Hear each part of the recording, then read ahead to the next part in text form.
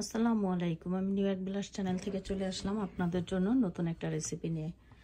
তো আজকে বাংলাদেশে দেখি যে ভাইরাল একটা রেসিপি, যে 1000 টাকা একটা ভাপা পিঠা। তো আমরা আজকে ওই রকমই একটা বড় ভাপা পিঠা বানাবো।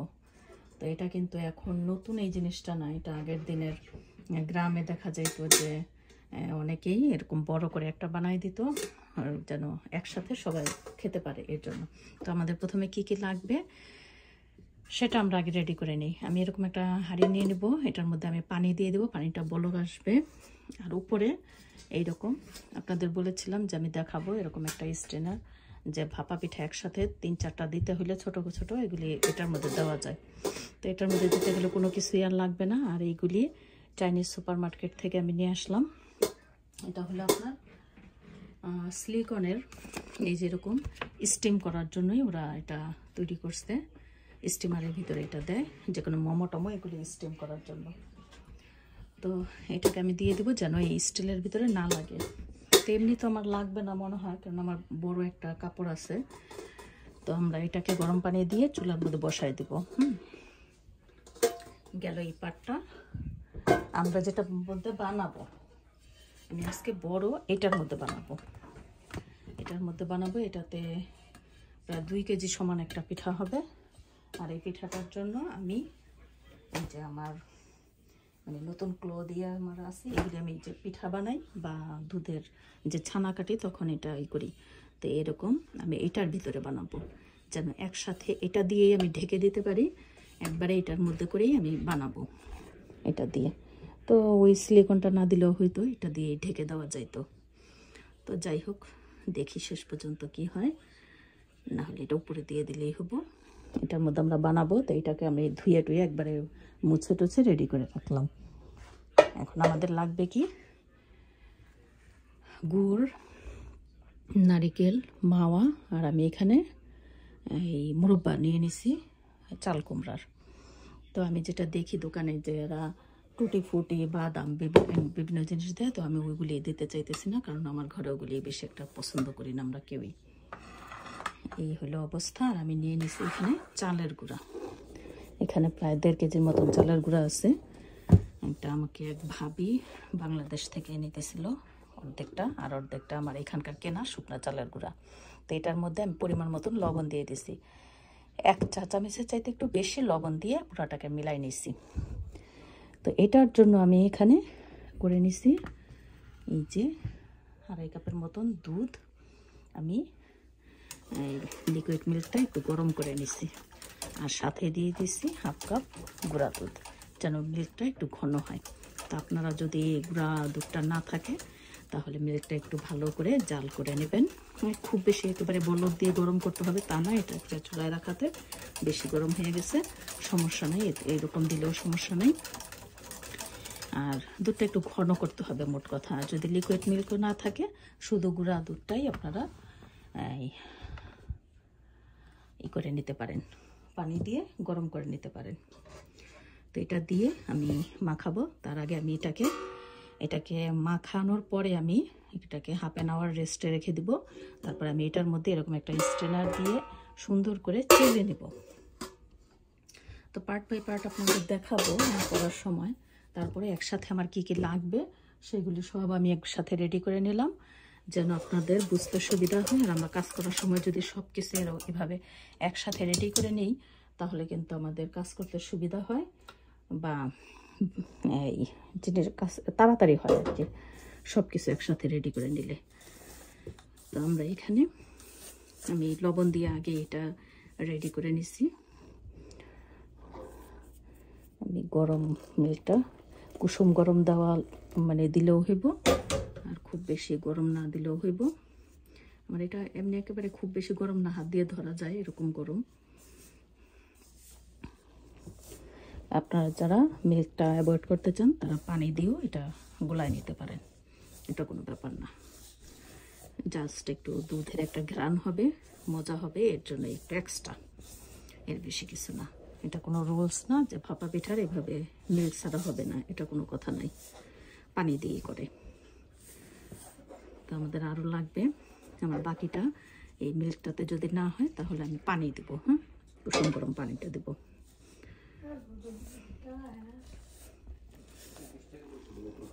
তো এটাকে আমরা ভালো করে একটু মাখায় নিব। মনে হয়ে যাবে আমি ভালো করে হাত দিয়ে ঘষে ঘষে এই সবটা মিল্ক চালের গুঁড়ার সাথে আমি মিশাই নেব।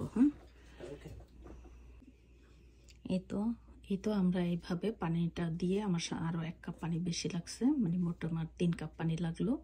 এটাতে 2 কাপ মিল্ক 1 কাপ পানি দিয়ে আমি পানিটাও কিন্তু কুসুম গরম নিয়েছি আমি। এটাকে এই যে মুট করলে এরকম হবে, কিন্তু আবার হাত দিয়ে ডলা দিলে এরকম ঝুরঝুরা হয়ে যাবে। এইভাবে আমরা পানিটা দিয়ে মাখায় নিছি। হাফ অ্যান আওয়ার একটু রেস্টে রাখলে ভালো। আমি হাফ অ্যান আওয়ার একটু রেখে নিচ্ছি। আমরা এটাকে এইভাবে করে চেলে নেব। যেহেতু আমরা একটা পিঠা বানাবো, তাই আমি সবগুলিকে আগে চেলে তারপরে আমি পিঠাটা বানানোর জন্য বসবো। তো এটা কিন্তু ছোট ছোট বানাইলেও এই সেম প্রসেসই করতে হবে। আর যারা ওই যে অনেকে বলে যে ভাপা পিঠা ভেঙে যায়, হয় না। এটা আসলে এই যে চালের গুঁড়াটা মিশানো, এটা পানি কম হইলে পিঠা ভেঙে যাবে এবং পিঠা ভিতরে কাঁচা থাকবে। আবার একটু বেশি পানি হয়ে গেলে পিঠা আবার ভিতরে পানিতে ক্যাতক্যাত হয়ে যায়। এই হলো সমস্যা। আবার অনেকের হাতে পিঠা হইতেও চায় না। লাস্ট টাইম আমি কবে যেন একদিন বানাইলাম, এই বেশ কয়েক মাস আগে। প্রথম আমার অনেকগুলি পিঠা খুব সুন্দর হইল। লাস্টে যে মানে অল্প একটু আছে, 10-12টা পিঠা হবে আছে, ওই সময় গিয়ে আমার পিঠাটা একদম ভেঙে গেল। একটা পিঠাও আর বানাইতে পারলাম না। তো অনেকে আবার বলে যে ভাপা পিঠা বানাইতে গেলে মুখ লাগে, পিঠা হয় না, এরকম একটা প্রচলন আছে কথার। তো যাই হোক, আমরা চালগুলিকে এভাবে একটু চেলে তারপরে আপনাদের সাথে পিঠা আমরা বানায়া চুলার মধ্যে বসাই দিব। পিঠাটা হইতে একটু সময় লাগবে। তো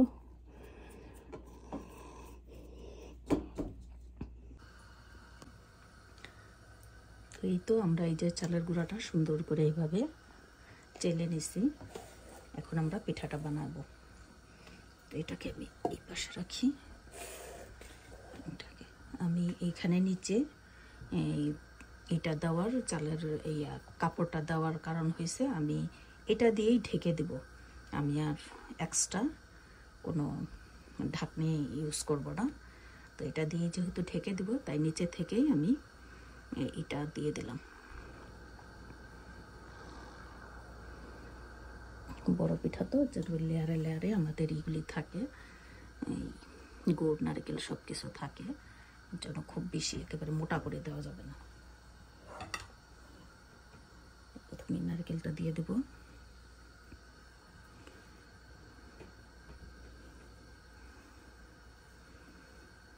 যেন আমাদের প্রতিটা লেয়ারে নারকেল গুড় সব কিছু সুন্দরভাবে থাকে।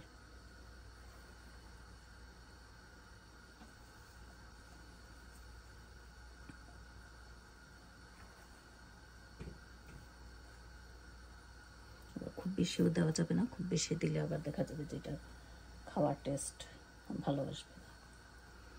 তো আমরা মাওয়াটা দিয়ে দিলাম। কারো কাছে যদি এই ক্রিম থাকে বা দুধের সর থাকে, সেটা আপনারা মাওয়ার বদলে ইউজ করতে পারেন। তো আমার কাছে যেহেতু ওইটা নাই, তাই আমি মাওয়াটা দিয়ে দিলাম। আমরা দিয়ে দেবো এখানে কিছু মুরব্বা। খুব বেশি দিতে হবে না, অল্প পরিমাণেই দিব।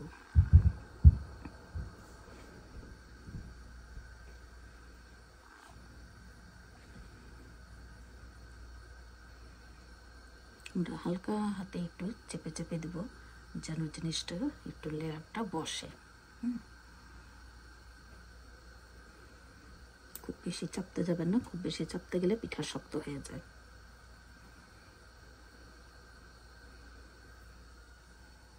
আমরা আবার দিয়ে দেব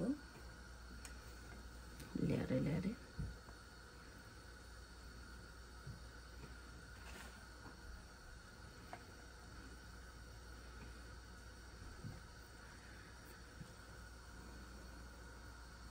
আমার কাছে মনে হলো যে এই ছোট ছোট একটু একটু না বানায়া একবারে বড় একটা বানায় দেখি, ঘরের সবাই মিলে একসাথে কেটে কেটে খেয়ে ফেলবো। ছোটো সময় আমার আম্মা বানাইতো, আমার শাশুড়ি বা আমার মানে গ্রামের যারা ছিল তারা কম বেশি সবাই এইভাবে বানায়। যেহেতু আর জায়গা নাই সেহেতু আমি এইটাকে এই পরতে আমি সবগুলি মাওয়া এখানে দিয়ে দিব। মাওয়া বানানোর রেসিপিটা আমার চ্যানেলে আছে, আপনারা চাইলে একটু দেখে নিতে পারেন যে ঘরে কীভাবে ইনস্ট্যান্ট বানাবো সেটা। দোকানে দেখি যে এটার মধ্যে ঘি দেয়, তো আমি ওটা দিব না, ওই জিনিসটা আর ইউজ করবো না। ঘিটা দিলে আমার কাছে মনে হবে যে বেশি এক্সট্রা একটা ফ্লেভার, সেটা আমার কাছে ভালো লাগবে না। পিঠার মধ্যে ঘিয়ের ঘ্রাণ ভালো, মানে ভাপা পিঠার মধ্যে, অন্য পিঠা হইলে সেটা যেটা ঘিয়ে ভাজা সেটা অন্য জিনিস, কিন্তু ভাপা পিঠার মধ্যে আমার কাছে মনে হলো যে ভালো লাগবে না।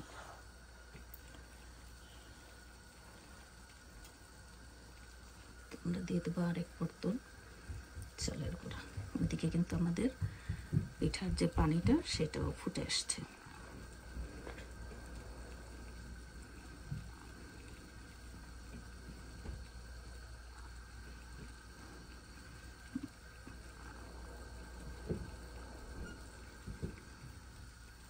এখন আমরা আবার গুঁড়া নারকেল দিয়ে দেবো লাস্ট। এটা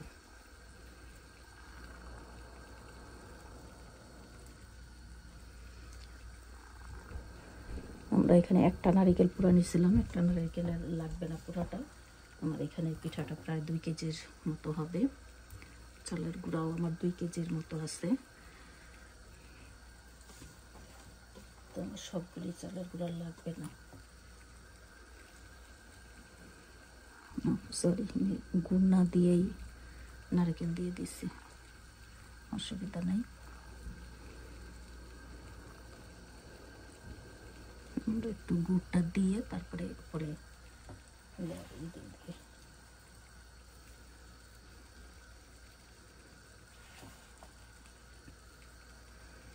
তো এই পিঠাটা হইতে কিন্তু একটু সময় লাগবে, ঘন্টাখানেক সময় লাগবে।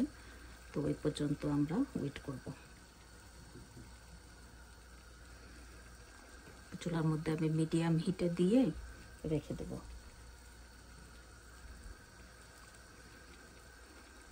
আপনারা হয়তো অনেকে ভাবতেছেন কি ব্যাপার, আমার এক হাতে ছুরি আছে আর এক হাতে ছুরি নাই। যে হাতে ছুরি আছে এই হাতে ছুরি নেই, কারণ হয়েছে আমার এই হাতে অনেক ব্যথা। তো আমার দেখা যাইতেছে যে দিনের মধ্যে 2-3 বার করে আমি মেশিন আছে ঘরে, মেশিনের মধ্যে ম্যাসেজের যে মেশিন আছে সেটার মধ্যে দিয়ে রাখি হাতটা। এর জন্য চুরিটা এই হাতে থেকে খুলে ফেলছি। আপনাদের সাথে একদিন শেয়ার করব মেশিনটা। আপনাদের যাদের হাতে ব্যথা আছে, ম্যাসেজ করতে হয়, তারা ওই মেশিনটা কিনে নিতে পারেন, অ্যামাজনে আছে। মহিলাদের আমাদের বিশেষ করে এই উমেনরা আমরা এত নিজের উপরে টর্চার করি, এরা আমরা নিজের জন্য কিছু করি না, আমরা শুধু ঘর সংসার বাচ্চা কাচ্চা জামাই সেই হাবি যাবি সব কিছু নিয়ে এত বেশি মানে পড়ে থাকি, নিজের দিকে আর তাকাই না। টু মাছ কাজ করতে করতে তারপরে একটা সময় পরে যায় প্রত্যেকটা উমেনে দেখা যায় যে হাতের মধ্যে ব্যথা, একেবারে কমন একটা প্রবলেম। তো এই তো আমাদের হয়ে গেল। চালের গুঁড়া আমাদের এখানে অনেকগুলো আছে, এটা দিয়ে সকালে আমি ছোট ছোট বানাই ফেলবো। তো আমরা এটাকে এইভাবে ঢেকে দেব। আমার মনে হয় একটা লেয়ারে দিলেই ভালো হবো। আচ্ছা, 2টাই দিই, বেশি দেবো না, আবার বেশি দিলে ভাপটা উঠতে দেরি হবে।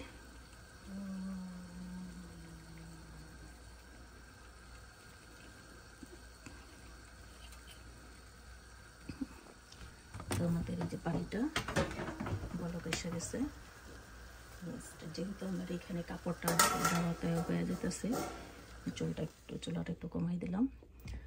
তো আমি যেহেতু কাপড় দিতেছি তাই আর আমি কষ্ট করে এটা দিলাম না।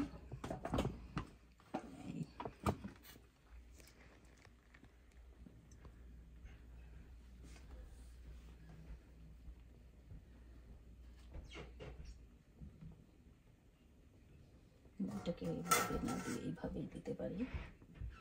এখান থেকে যেহেতু বড় আর আমার হাতেও ব্যথা, তাই আমি এটাকে আগে এইভাবে দিয়ে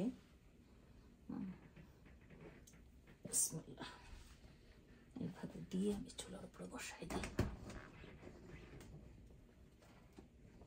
কারণ বাটিটা আমি সোজা উল্টাইতে গেলে আমার হাতে লাগবে। ওকে, এটা এইভাবে থাকুক। ইস, চুলা টুলা সব তুলে গেছে।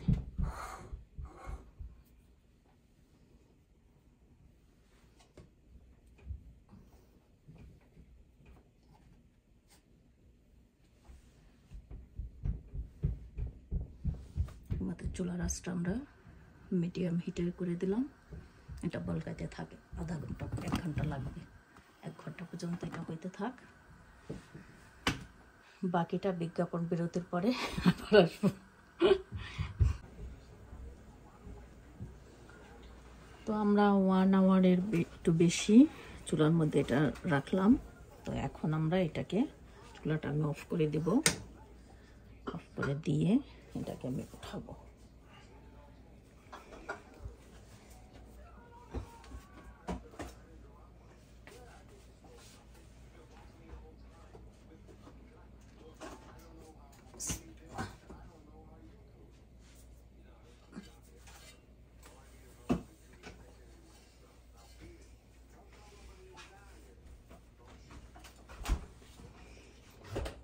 দেখেন আপনারা, মাশাআল্লাহ অনেক সুন্দর, পুরো সিদ্ধ হয়ে গেছে, সুন্দর হয়েছে। তো এত গরমটা তো আমি কেটে দেখাতে পারবো না, তো আমরা এই ডিশটা সহই এখন রেখে দিব। একটু ঠান্ডা হলে তারপরে কাটবো। যখন কাটবো আমি একটু আপনাদের সাথে শেয়ার করব। এখন কেটে দেখাইতে পারলে ভালো হইতো, কিন্তু এখন এটা তো অনেক গরম, কাটাও সম্ভব না। আমরা এক কাজ করি, এটাকে উঠায় নিই। এটা অনেক গরম হয়ে গেছে ডিশটা।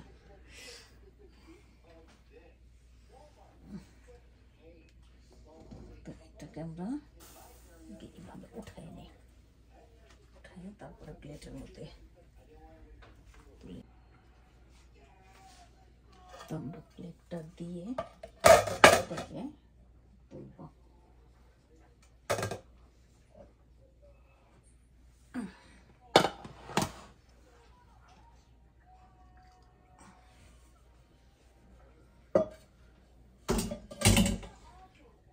মাশাআল্লাহ সুন্দর হয়েছে।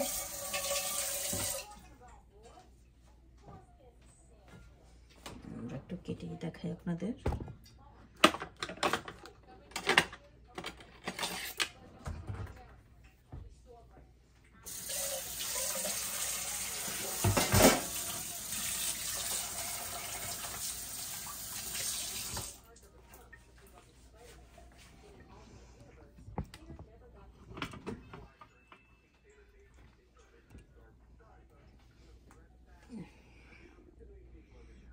পিঠাটার ভিতরে কেমন হয়েছে সেটা আমরা একটু কেটে দেখাই।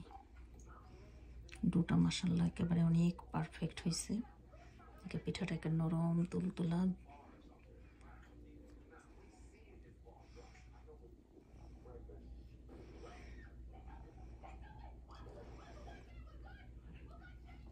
গরমটা কাটতে গেলে ভেঙে যায়, এটাই স্বাভাবিক।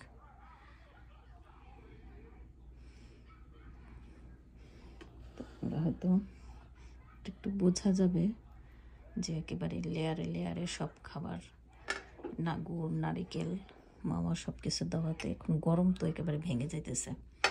তো আর না কাটে, একটু ঠান্ডা হোক। তো সবাই ভালো থাকবেন। এই যে আমরা বানিয়ে ফেললাম একেবারে বিশাল একটা রাজকীয়ভাবে ভাপা পিঠা।